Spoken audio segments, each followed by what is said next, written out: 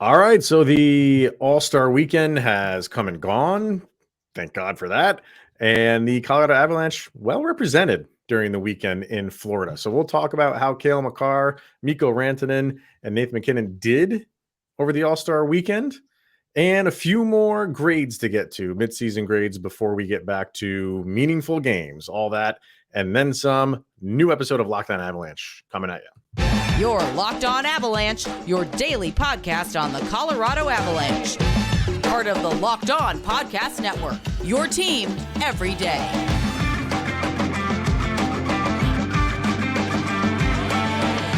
All right, everybody, welcome to another episode of Locked On Avalanche. We're part of the Locked On Podcast Network, your team every day. Thank you for making this your first listen of the day. That's always appreciated. Follow us on our social media outlets, LOPN_Avalanche on Twitter, Locked On Avalanche on Instagram.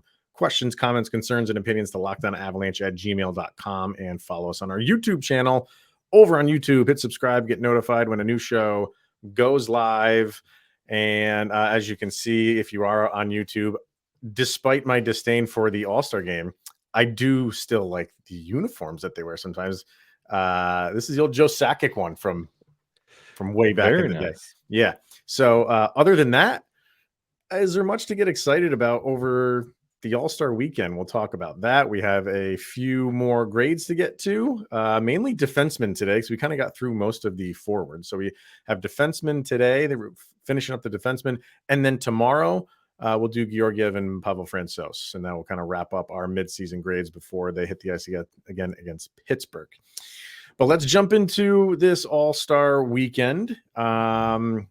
Comes and goes, and it seems like there's so much fanfare before an All-Star game starts, and then when it's over, you're like, okay. They never live up to the hype anymore. Well, I just always think when I was a kid, like I loved All-Star games, especially the NBA one. But it just seems like now they just kind of go through the motions, just kind of like days off for them, which I get, which is totally fine. But from a spectator point of view, the game itself is kind of a letdown. We'll get to that in a minute, but the Avalanche did very well at the All-Star weekend. And you had Cale Makar and Mikko Rantanen winning the splash shot, which was a new event, which was kind of enjoyable. Cale Makar kind of biffed on the fastest skater, which I'm sure he will hear for the duration of his career. But overall, and then during the game, they played together. Yep. Which kind of surprised me. I didn't want them to, because this is when you get to do things outside of your normal team and play with different guys and be on different lines. But they put the three of them together for both games, and they got a ton of points. We'll go through the stats and stuff like that. But overall, I think the Avalanche did for the All-Star weekend. The Avalanche, it was nice that they kind of went in 2 forwards, 1 D guy, because they could play together. Usually, like typical All-Star game formats, it's just kind of like conference. But now this is like it's division. So I mean, it's not like the Avs are looking forward to playing with Tarasenko and Robo. Like you're probably I would think that like Nathan MacKinnon would want to go play with someone like Robertson or Kirill Kaprizov or something like that, because you're not going to be able to do that. I think it would, like Sid and Nate. Everybody knows that's something that'd be cool to see together. Mm-hmm. Like those kind of stories of like, I don't know how you structure it where that could happen, but you'd have to fantasy draft it basically. Especially with the rivalry with the Blues and the Wild, like the Central, they're not really fond of each other. Like you don't really like, other than Sid and Ovi, like you don't really dream of pairings because these guys just do not like each other. So to see the Avalanche roll through it, everybody performed. Everybody looked good except for Cale Makar. He's human. What do you know? But I mean, it is what it is. But I mean, it's the All-Star weekend. It's skills competition. I mean, as far as the stats go, in the first game between the Central and the Pacific, which the Central won 6-4, Nathan MacKinnon with 2 goals, Rantanen with 2 assists. Cale Makar didn't have anything in that game. And then in the final, the Central went up against the Atlantic. They lost 7-5, but it really wasn't even that close. No. The Central got some goals like right towards the end to make it look a little bit more respectable. And MacKinnon with another goal and 2 more assists. So 5 points total for Nathan MacKinnon. Rantanen with a goal and an assist in the final, and Cale Makar with a goal and 2 assists in the final as well. So overall for the Avalanche, between the skills day and the game day, very well. Like they represented the team well in terms of winning some events and the skills competition and putting up a bunch of points during the game. So you like to see that anyway. And I wonder if they had won, if the Central had won.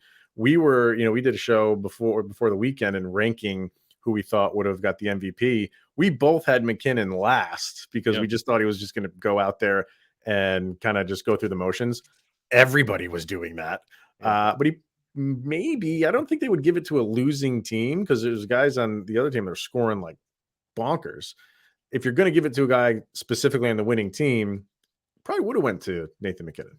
Oh yeah, easily. Yeah. And with the Avalanche performance, like, you always think of it as like non-Avalanche fans watching Avalanche players probably for the first time this year. The Avs look like defending Stanley Cup champions in an All-Star game. Like they had that swagger.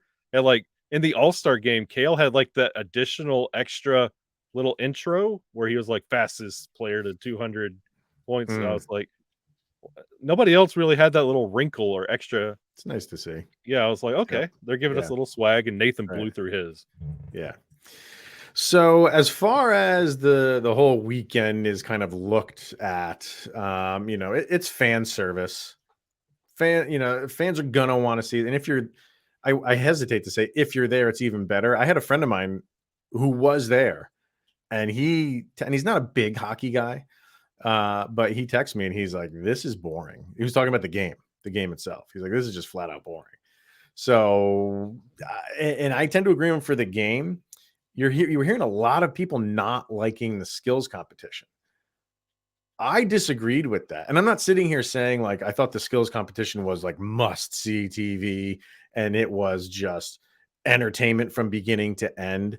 But I sat through the skills competition thoroughly entertained for 3 hours, where the game itself, if I kind of wish there were no Avalanche players in it, so I didn't have to sit through that just to, if anything happened with them, like they did win the whole thing and somebody found the Avalanche won the MVP, like we would have to talk about that, obviously. I'll tell you this. My wife, like whenever there's a hockey game on that I'm watching and she always like calls for me, or she'll send me like a text if she's in another room, and she'll just be like, at the next commercial break, can you do whatever?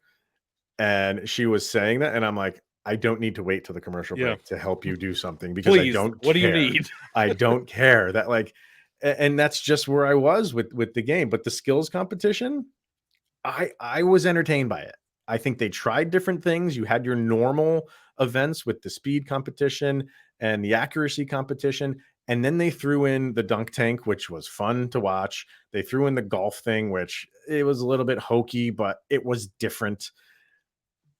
I don't know. Like, I'm fine with the skills competition. I was. And this is how crazy this is. I was beating the drum for the All-Star game going into this. And then on the other end, I'm like, I've changed my tune on both. The skills competition, you have to think of it two ways. The skills competition sucked. The new things they added were great. I loved the golf. I love the dunk tank. But like, that's not going to be back next year. No, it's not going to happen in Toronto. So, but I kind of like that though. Like, I kind of like next year. What are they going to do? They can't do the dunk tank. Okay, but they can come up with something new. So I'm looking forward to that part of it. And like talking about the Vegas All-Star game, like everybody was loving the targets in the Bellagio pool. Thing. Yeah, and the target and the black. Yeah, right. Those are the things we're walking away from. But those are like the new wrinkles. The skills competition as it is, it's been the same since 19 whatever. Right. Garbage. So I think they should do away with hardest shot. That's like so anticlimactic right now. And it's just like with the dunk competition in the NBA, I think that's just kind of like worn out. But guys try to reinvent something and do something different for that. with the hardest shot, it's not like you're going to get a guy that shoots a puck 115 miles an hour. It's the same every year. I think you should do away with that one. I'm not big on that. It shouldn't close, but the thing they should just kill with fire right now, immediately, league office memo, the breakaway challenge has to be. See, okay. Let's take our first break here, and then you'll get my feelings on the breakaway challenge. All right.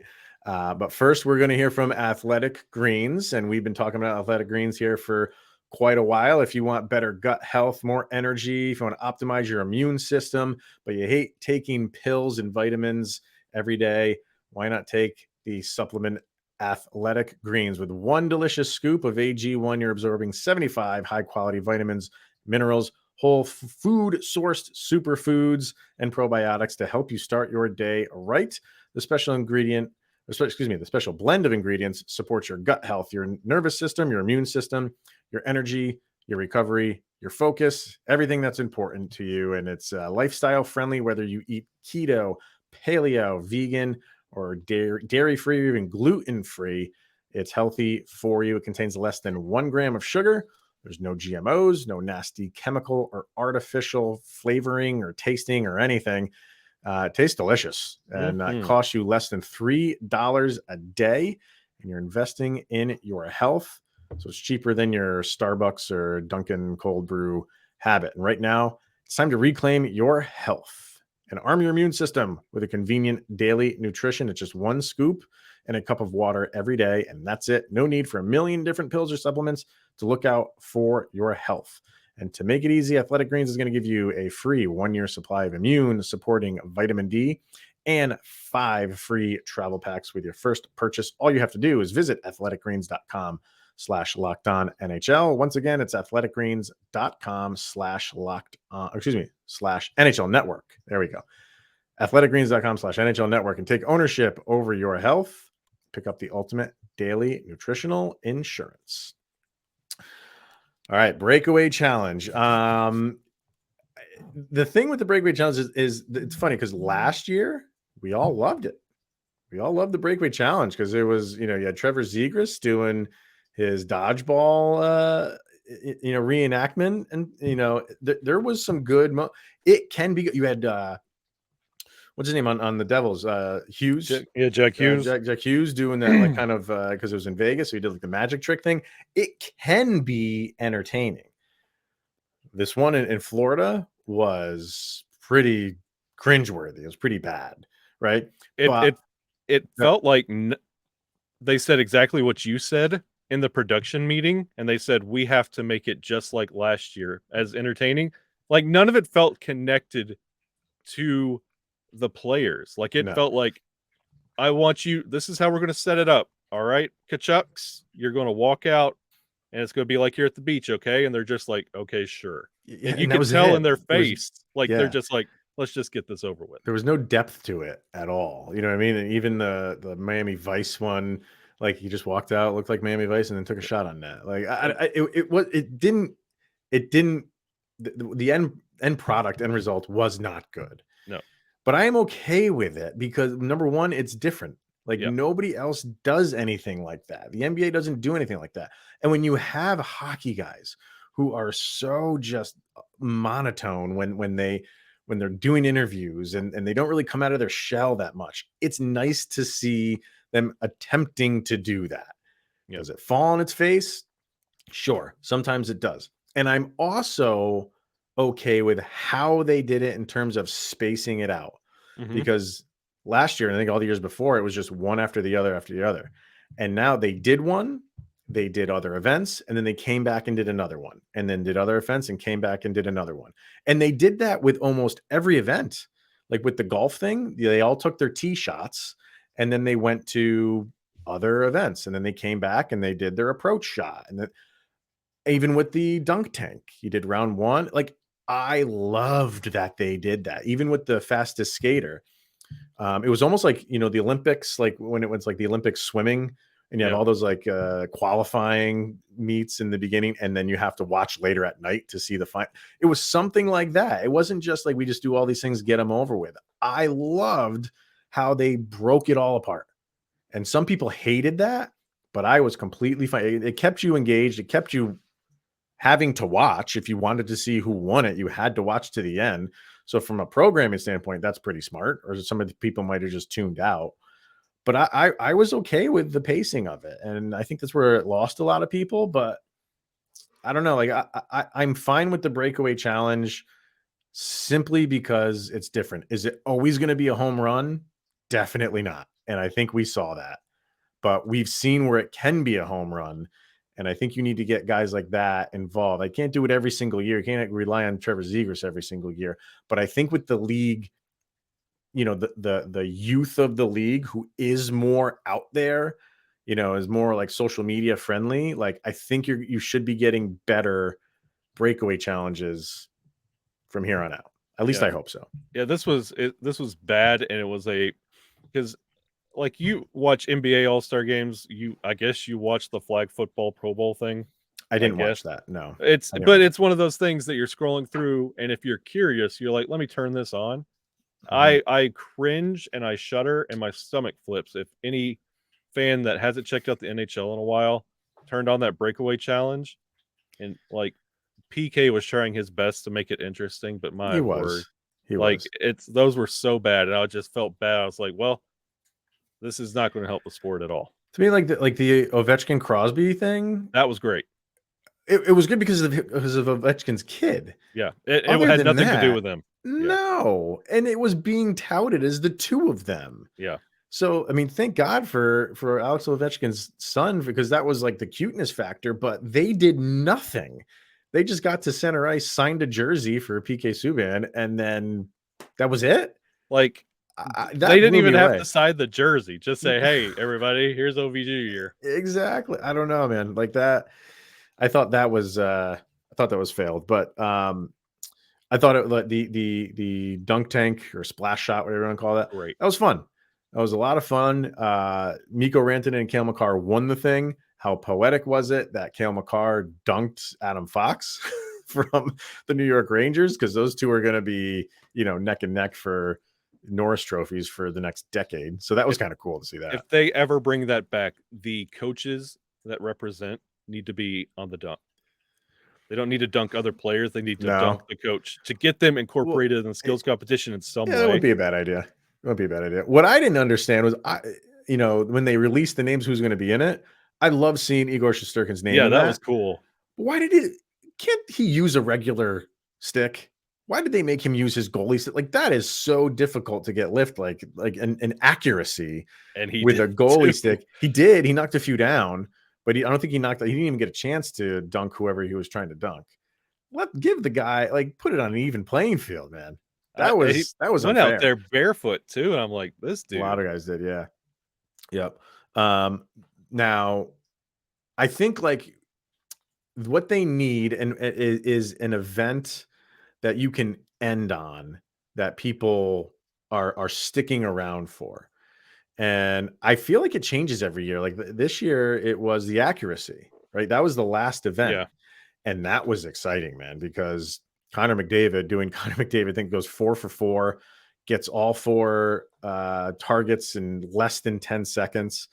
And the funny thing is, so that now he goes on and he's going up against Nazem Kadri in the next round, and Kadri beats him.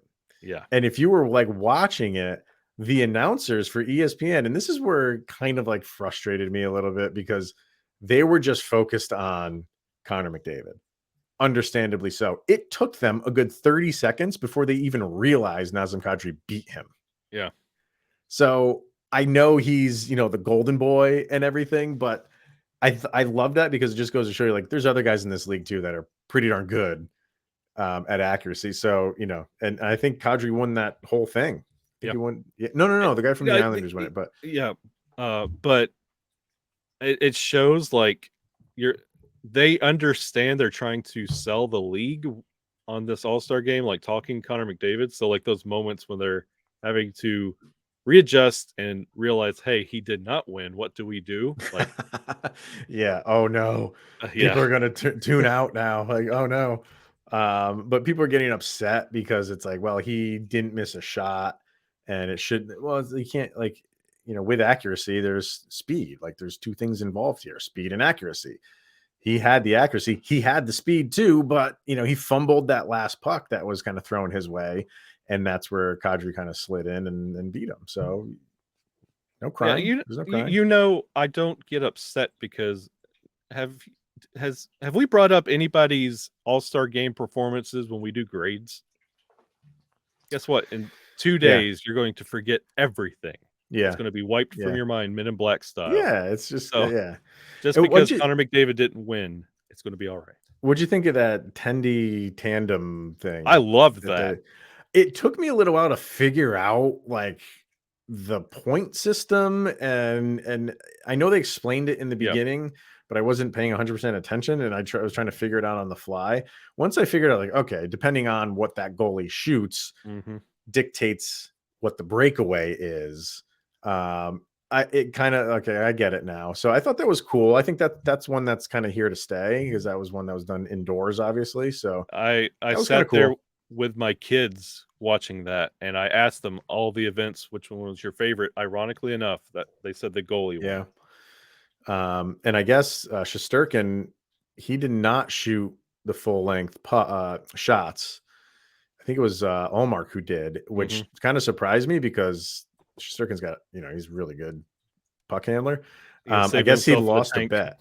I guess he lost a coin flip between him and Allmark to who was going to be in goal. So that's how they figured that out. I don't know, man. Like overall, I was so much more entertained, like I said, with the skills competition and the people hating it. I don't know what you expect. Are you expecting like this Steven Spielberg, like, or like, James Cameron, like 3-hour Avatar movie or something? Like, it's an all-star weekend. It's pretty much dumb, most of it. But as far as entertainment, if you want to compare the two, if you feel like, the skills competition was less entertaining than the actual game, I'm not sure what you're watching. I to me, do away with the game. And I know that will never, ever happen. But I think the game is just stale. They're not even going at half speed. They're going at like 25% speed. And it's not fun to watch. After this year, I have always been on the opposite side of our debates with the All-Star game. After this year, I've now joined your team. I'm now team, get rid of the All-Star game. Let's just have the skills challenge and let that be the All-Star game. Yeah, I'm perfectly fine with that. Do something. I mean, I know you got to play a game, but you're not going to get together for a weekend just to do some skills competitions and that's it for the weekend. But I don't know what you do. Says what you do. Yeah, says Gary Bettman, because they don't. Gary, they haven't played a game in at least the last 4 years. So it's tough. So next year is in Toronto. They had it back in 2000. So you got to think Colorado's in the mix at some point here, because the last one they had was 97, 98. I don't know. I have the puck for it somewhere. I think it was. I think 01 or 02. Oh no, you're right. It was 01. I think it was. Yeah. Was it? I don't know. I think it was like 01, 02. Yeah, it was a while ago. So they're due pretty soon. So if Toronto got it in 2000, that means we're next up. That's just how it goes. Maybe we'll see. All right. So we're gonna hear from FanDuel, and then we have a couple more grades to get to before Tuesday, where we can play some meaningful hockey again. So and we have some news there, which I didn't bring up in the beginning. So we'll talk about that in a second. First, we got FanDuel, and we're really excited about our new sports betting partner for Locked On, because they're the #1 sports book in America, and that's FanDuel. If you're new to FanDuel, that's even better. They have so many great features that make betting on sports fun and easy. And what perfect time to download the FanDuel app and get involved, because Super Bowl 57 is less than a week away, and you can get a no sweat first bet over at FanDuel. You'll get up to $3,000 back in bonus bets if your first bet doesn't win. And FanDuel lets you bet on everything from the money line to point spreads to who will score a touchdown, all those prop bets that you know and love when it comes to the Super Bowl. And the FanDuel Sportsbook app is safe, secure, and super easy to use. Best of all, you get your winnings instantly. So join FanDuel today at fanduel.com/lockedon to claim your no sweat first bet on Super Bowl 57. That's fanduel.com/lockedon. Make every moment more with FanDuel. It's the official sportsbook partner of the NFL. All right, sir. So like we said, we're kind of doing some grades here. I do want to get to a little bit of news that Jared Bednar pumped out there. Bohm Byram and Val Nichushkin will be back for this game on Tuesday against Pittsburgh. Josh Manson, he says, is not quite there yet, but it sounds like he is very close. And they do anticipate Gabe Landeskog to start skating relatively soon. I don't think he gave a time frame on that. Well, the time frame we have now for him coming back is like mid-March. So he should start skating here soon, but Byram's finally coming back, and you got Val Nichushkin coming back again. And I mean, you're watching both of these guys now with at least for, not usually with Nichushkin, but for this year, you're watching both these guys like, oh God, I hope this just stay healthy. Don't get injured again for some reason. Bo Byram's still, it's going to be the greatest mystery in the game of hockey. An LBI that took you out that long that you didn't react to treatment, and there were so many setbacks and startups. And I'm going to be watching Bo Byram. I need that, what they had last year in the playoffs when you could just watch Cale Makar or Nathan MacKinnon. I need that where I could just watch Bo Byram like a hawk. We'll see. I'm interested to see how many minutes he logs in his first game back. That'd be a FanDuel bet right there. There you go. It'll probably be 10 minutes. Yeah. All right. Let's get to a few more grades here. This one's going to be all defense. We got Eric Johnson. We got Brad Hunt. And we got Mr. Curtis McDermott. So let's start with EJ. 48 games played. He's played in every game. 0 goals, 7 assists. He's got a plus minus of 6, 10 penalty minutes, and that's pretty much it for Mr. Eric Johnson. He's been around forever. He's in the last year of his contract. We'll talk about that, in the offseason. But I just getting the impression like right now he's just a body out there right now. You're not expecting him to score. Defensively, he's still, okay. He doesn't do anything great defensively. What do you got for Eric Johnson? He's a D. Yeah, he's a flat D. There's no heart vote on this one. This is like, I mean, come on, look at the stat line. Look at what he could bring. He played all 48 games, but he could have played 4 games. He could have played 8 games. You would have fooled me. I don't know. It's nothing out there. It's weird. It's like I'm not like after every game, like when we do a show, we haven't really mentioned Eric Johnson all that much this year. Nope. And is that a good thing or is that a bad thing? I mean, you don't expect so much from him. Like he's not an integral part of like what they're doing as far as like goal scoring and kind of like just in the offensive production standpoint, that's fine. He's a defenseman. And on the defensive end, do we really say anything like, oh, Eric Johnson made this absolutely boneheaded play? I mean, everybody's going to do one from time to time. I don't know where I am with him as far as a grade. It's so tough. This is one of the more difficult grades for me. I can help you. Who is his usual D partner? It's usually Sammy G. And what do we usually say about Sam Girard? You usually see him before the goal scored. You know why? Because you never see EJ. Sam Girard is making up for what EJ's not. There's a lot of times that Sammy G is the odd man on a 2-on-1 rush. Why did that happen? There's maybe a number of reasons why, but is Eric Johnson one of them? Maybe on some of those, sure. It's why I will not listen to the Sam Girard like, well, he's at every... No, it's because he's covering for somebody who's not there. He's when he could play his position, Sam Girard is fine. Yeah. When he's having to cover for EJ, who's having high C on the bench while like the play's going on, like he's just not there. He's not doing anything on offense or defense. It's tough. It's tough. Like like, do you want more out of him? Sure. He's just been around for so long and you've seen what he can do. He's obviously on the downside of a career, but man, I just feel like feels icky just giving him like a B or not a B, a D, like a D or a D plus. So I'm like hovering D plus and C minus. So I'm gonna take the easy way out and just say that. And just give him 2 grades right now. I love EJ, and he'd probably say the same about himself. He'd probably say, "Hey, I'm not playing great. This is not like." I don't. Yeah. So and we'll talk about this in the offseason. What did they do with him? They want to resign him because of his name and what he means to the team on a very low number salary. I don't know. And the reason, I mean, you're shaking your head no, but this next guy we're going to do, Brad Hunt, 24 games played, 3 goals, 3 assists for 6 points. It's got a plus minus of 3. Half the games that is 1 point behind EJ. That's true. That is true. So, and I bring him up as like, okay, like if you don't sign, like, would you sign Eric Johnson just for a league minimum deal, knowing what you can get out of him? Would it be comparable to what you're getting from, a guy like Brad Hunt? But Hunt's been on just about every team in this league. I'm not saying he's found a home with the Avalanche, but he's been playing okay. He makes mistakes. And that, that is something that it seems like the mistakes he makes just seem like they're glaring, like really bad positional defensive plays.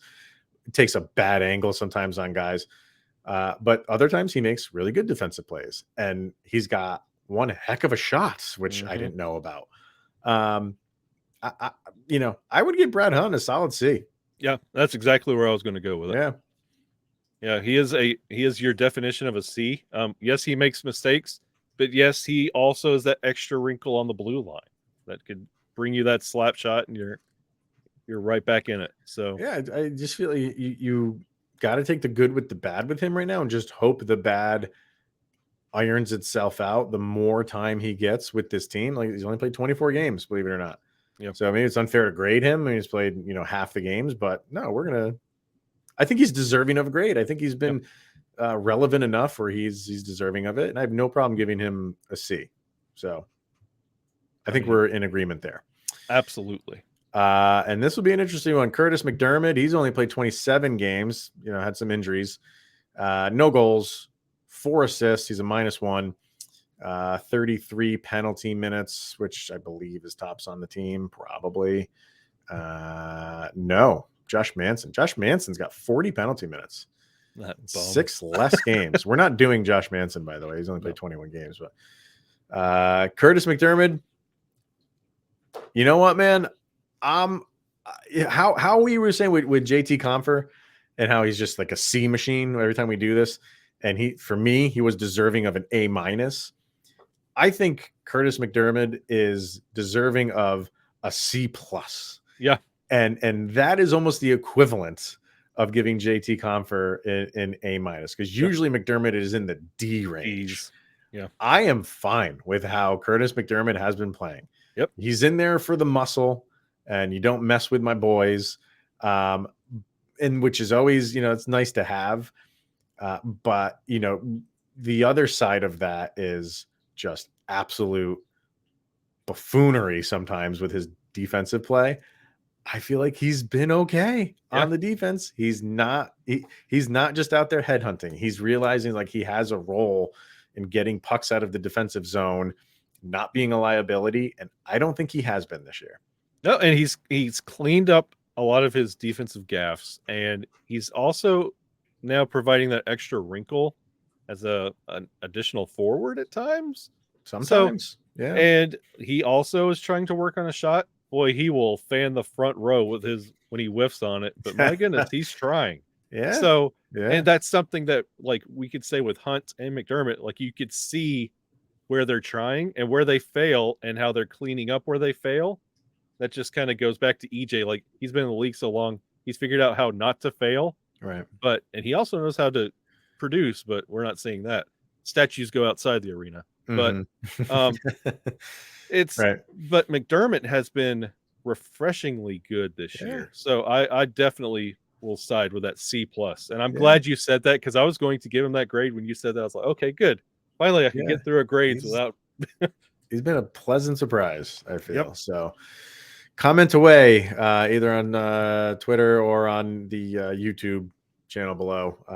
Want to know what you guys think of these grades. So that's what we got for today. And then tomorrow we will finish them up with the goalies. Pablo Francouz and Alexander Georgiev will get their grades, and we'll get everybody ready for the game against Pittsburgh. So that'll be enjoyable. All right, it's going to wrap it up for today. Thank you for tuning in and making it your first listen of the day. That's always appreciated. Again, follow us on our social media outlets. He is Mr. Shaggy Von Doom, Kyle Sullivan. I am Chris Maselli, and this is the Locked On Avalanche podcast. We'll see you guys tomorrow.